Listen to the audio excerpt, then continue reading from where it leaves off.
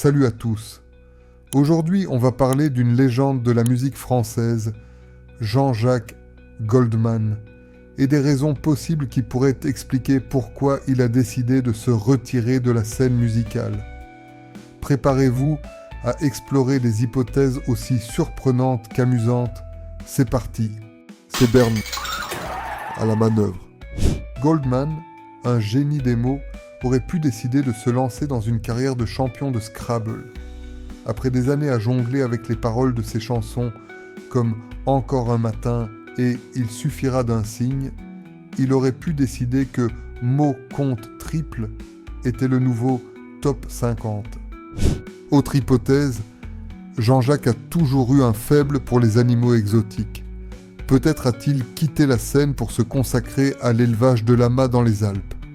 Après des années à chanter là-bas, il aurait décidé de partir là-haut et de s'occuper de ses compagnons laineux.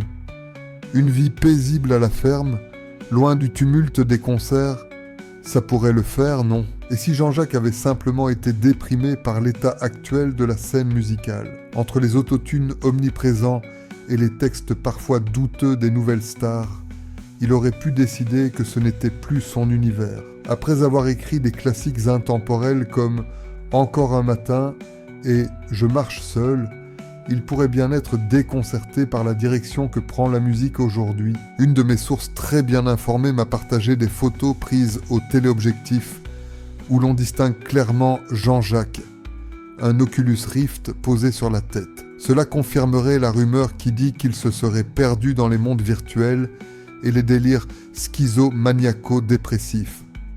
En attendant une prochaine vidéo plus complète sur son incroyable carrière, voilà mes théories sur les raisons possibles et improbables du retrait de Jean-Jacques Goldman de la scène musicale.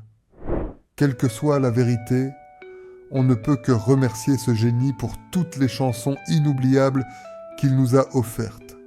Quelle est votre théorie préférée ? Partagez vos pensées dans les commentaires. N'oubliez pas de liker, commenter, partager. Que les rageux ragent, que les fans partagent. Ciao!